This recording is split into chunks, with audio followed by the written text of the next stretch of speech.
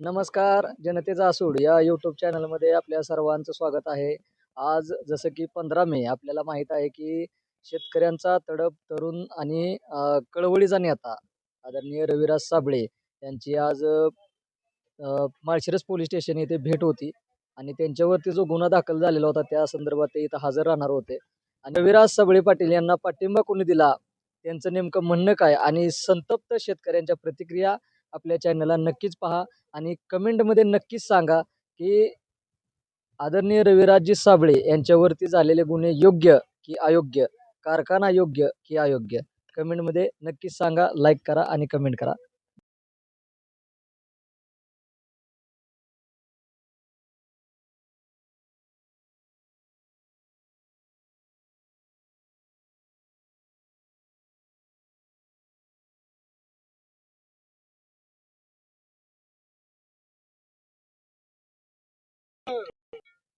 विकास माळशिरस माजी पंच या ठिकाणी आंबेडकर चळवळीच्या रविराज साबळे यांच्या पाठीशी पूर्ण आंबेडकर चळवळ राहील आणि माळशिरस तालुक्याचीच नाही तर राष्ट्राची पूर्ण आंबेडकर चळवळ मनोज आपलं रविराज साबळे यांच्या पूर्णपणे पाठिंबा त्याला राहील.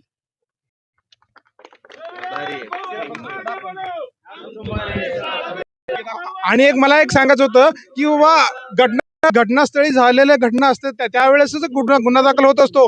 तुम्ही कुठल्याही जाऊन दुसऱ्या गुन्हा दाखल करत नाही. कुठं झाले तिथेच गुन्हा दाखल शकतो. तुम्ही विनाकारण सगळा गुन्हा दाखल असं करू शकत नाही.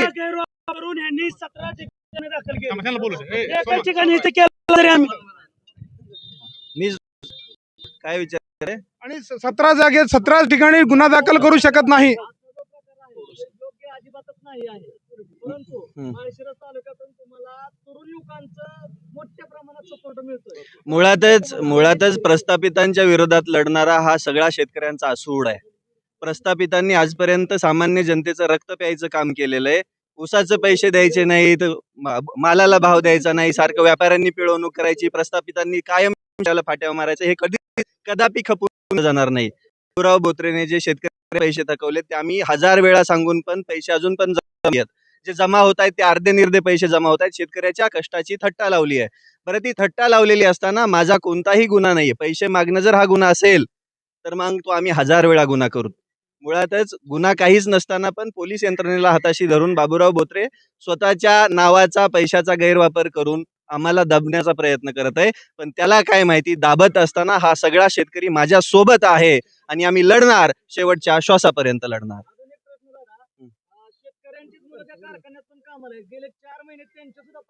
मुळातच मी किती हजार कोटीचा सांगितला, 2000 कोटीचा. त्याच्यामध्ये शेतकऱ्यांचे 350 करोड रुपये थकवलेले. तर साखर व्यापाऱ्यांचे असं किती पैसे असतील तुम्ही विचार पण करू शकणार नाही. एका माणसाचे 12-12 कोटी रुपये थकले. किती? 4 महिने झालं कर्मचाऱ्यांचे पैसे थकलेत आणि त्याच कर्मचाऱ्यांना सांगतायत माझ्यावर गुन्हा दाखल करायला. त्या कर्मचाऱ्यांना बी पटायला पाहिजे की लकांनो, पटायला पाहिजे ना तुम्हाला बी. फुकट काम करता का? माझ्याकडे काम आहे, तुमची 1 दिवसाची पगार थकवणार नाही मी. टोळीवाल्यांचं पैसे मिळालं नाही तर आपलं वाहतूकदारांचं पैसे भेटलं नाहीत, जे मुकादम आहेत त्यांचं पैसे भेटलं नाहीत. मग हा नेमका कारखाना चालतोय का गोट्या खेळतोय? मग 17 कारखाने घेण्याचं ढोंग कशासाठी? एवढं ढोंग कशासाठी? मग पाठिंबाच आहे ना. जर यंत्रणा एवढे खोटे गुन्हे दाखल करते तर चुकीचं आहे. सगळ्यात महत्वाचा अत्यंत जिव्हाळ्याचा विषय आहे.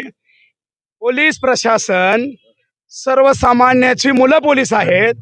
दादा, मी 2022 आणि 23 ला माझे स्वतःच्या नावे मी एक FIR दाखल केली या पोलीस स्टेशनकडे. माझी 9 लाख रुपयाची फसवणूक झाली. मी आप्पासाहेब बबनकरचे आता पण गुन्हा आहे. एक फोन त्यांनी 4 वर्षामध्ये मला केला नाही की याच्यामध्ये काय हुडकायचं आणि काय करायचंय. हे प्रशासन रविराज साबळे पाटलांनी असा काही खून केला नाही, दरोडा घातला नाही, पण एवढ्या ताकदीनं तिथं गेलं कसं, नोटीस बजावली कशी? म्हणजे हे प्रशासन या कारखानदारांचा गुलाम आहे का काय, हा पण सर्वसामान्याला प्रश्न पडतो. अरे इथे एवढे दरोडे होतात, इथे रोज चोऱ्या होतात, हे पोलीस प्रशासन डोळं झाकून बघताय काय?